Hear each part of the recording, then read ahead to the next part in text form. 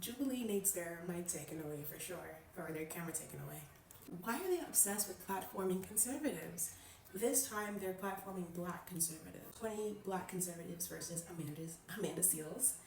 How black conservatives, I guess because in their own spaces, because technically these black conservatives don't hang out with each other, right? You would never see a group of black conservatives together because all these black people individually occupy all white spaces in there. Amanda Seals has her own controversy behind her, but one thing she is an educated black woman, very educated, especially when it comes to African American studies, which is perfect because it seemed like there was a lot of history missing. One thing when it comes to black conservatives for me is how, like, reality is just not reality for them. Even like white people can admit that certain things happened in history that were wrong, but black conservatives work overtime to make sure that white people take no accountability for any of their actions historically. So there is no group of black conservatives because they're individual COONSs for their own white people. But it's always interesting when that mindset, it's like you are the only one out of your community who has elevated, ascended up from your blackness compared to all the other ones.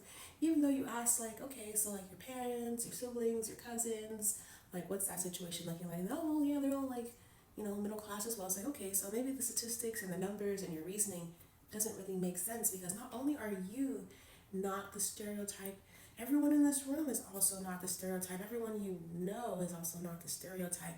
It's almost like you're referring to the stereotype and using the stereotype to justify the dehumanization of black people in order to further your black conservative movement. And that you are, to be a black conservative just means that you play by the same playbook as white conservatives, which is literally just to dehumanize black people in order to deny black people resources.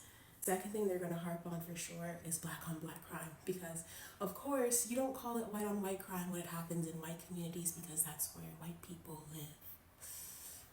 But you call it black on black crime. It's not UK on UK crime. It's not Irish on Irish crime.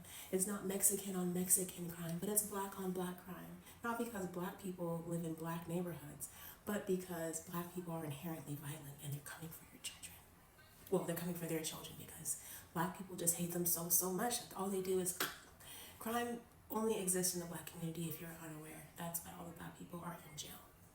I mean, white people have been working overtime to justify the conversation about reparations and resources because the whole conversation, because another thing, conservatives, black conservatives, all conservatives will tell you that it's about hard work.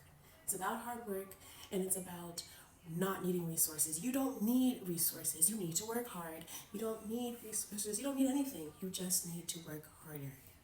Work harder to gain allegedly resources, but as we can see from slavery, the whole context of the entire situation, everyone wants to pretend, let's just pretend that slavery was like a super long time ago. Yeah, let's also pretend that if slavery never happened, America would have never happened either. Cold hard truth, because 400 years of free labor. Do you know what you could do with 400 years of free labor? Imagine, like, if slavery was happening today and how much easier your life would be. Yeah. That's why they try to tell you that it's not that bad because, yeah, for them, it was actually fucking awesome. Really hone in on the fact that black conservatives rely on the stereotypes, the very stereotypes that they are allegedly breaking. All black people do X, Y, and Z, and yet you can find 20 black people who don't do those things and put them in a room. The statistics don't really statistic because statistically, if 80% of crime happens amongst black people, at least, it's 80% of 20. 16. 16? 80% of 20. God, I know that. Okay, so that means like 16 of you have done crimes against your own people. Well,